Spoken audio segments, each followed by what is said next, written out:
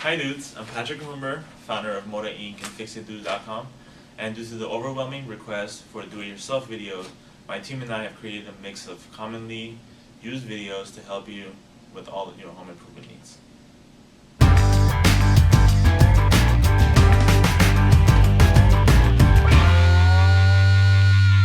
Hi dudes, I'm Patrick with Fix It Dudes, and here's my foreman, Aaron.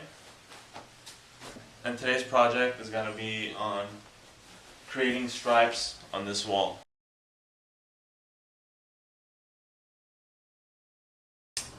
The colors that the client chose was pink and light green, and what we did was we painted the base 2 coats of pink. So we already have the pink established. What we're going to do is now we're going to go ahead and leave the pinks the way they are, but we're just going to go ahead and add the green stripe. The first thing we do here is we're going to measure this wall and find the center line of this wall, because we want all our spacing of the stripes to be identical. So I'm going to grab that, put that in that corner. Let's make sure it's straight. 139.25. Half of that will be 69 5/8. So Aaron, please know that there. One more time. 69 5/8.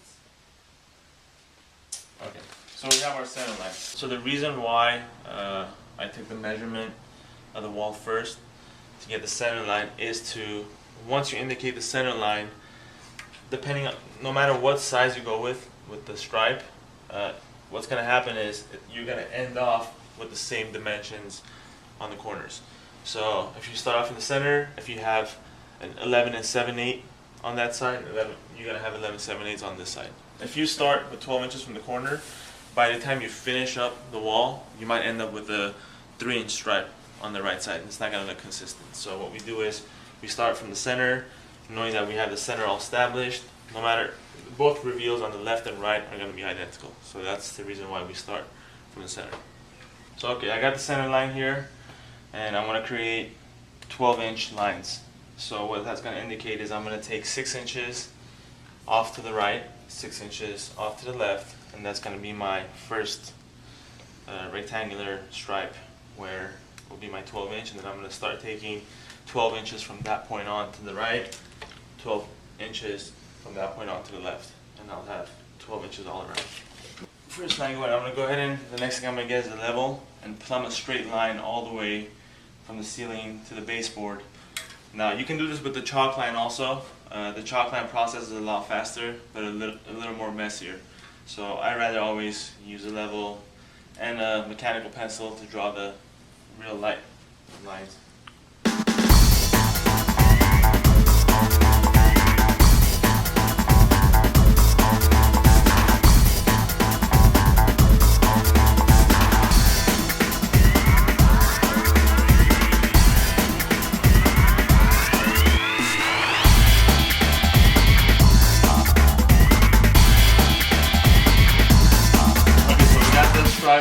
Right in the center, and what Aaron is going to do now is going to go ahead and put the tape on and follow the line that we have created with a pencil.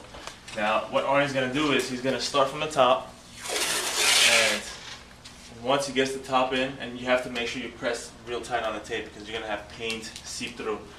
So he's going to go ahead and start up from the top, and he is not going to cut the tape into strips and pieces.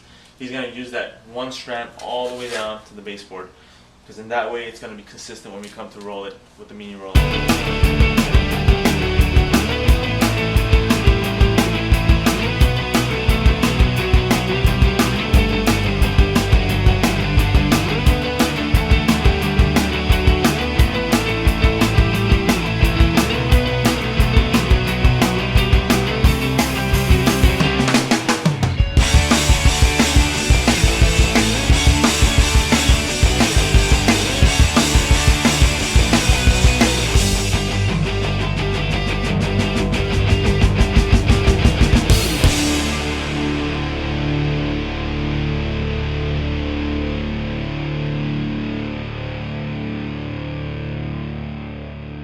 The reason why we had the center line, that you guys can see, you get a better feel of it now, is when it comes to the last color here that we're going to put the green, the accent, compared to this, you'll see we have 6 inches here, and then if you come back on this side where RN is, we also have 6 inches there too. We also have 6 inches on this side too. So the reveal on both sides, it looks like the 12 inches dying into the wall. Also, you can see that we have tape on the baseboard, and it's the pre-existing tape on the baseboard where we painted the pink. Now, we never use tape except for stripes. When we're cutting the ceilings, the walls up top, we never use tape. We freehand it. But the reason why we use tape on the baseboard is when you start rolling, you get the little drips on the baseboard, and we're not touching the baseboard in this house, so we go ahead and tape it. Also, these are the receptacle outlets there, and we tape those too, just in case if we're rolling, we don't get them on the receptacle outlets. So we're ready to roll all the greens out, and I'm just going to indicate the greens. They're the wider ones, so because sometimes it does get confusing and you paint the wrong one. So I'm just going to mark everything for RN and for myself, just so.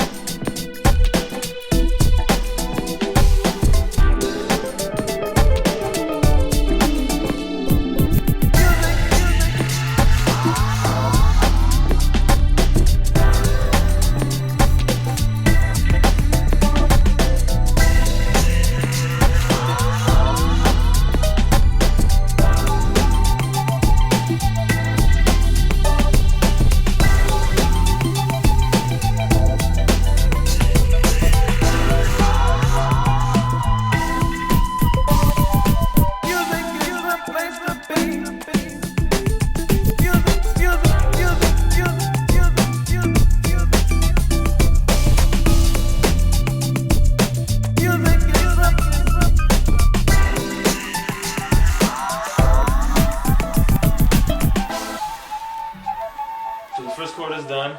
We're going to be back in about 25 minutes to go ahead and apply the second coat. Since it's water based, flat, it should dry up in about 25 minutes. So we'll be back and we'll put the second coat. See you guys soon. Hey dudes, so we're back. 25 minutes is up. Walls are dry, the straps are dry, so I've had Arnie start. He's already on his third stripe here now. And so these are wet. These are the second coat, and he has these 4 to go, and we should be done with the second coat. Okay, so we're back. Second coat is done. It's still wet. We kind of want to remove the tape while it's wet, just so it comes off easier, and we don't have it seeping underneath. The sooner we take the tape off, the better. Even though we did leave it for the first coat, because we have no choice but the second coat, we like to remove it right as we apply. So.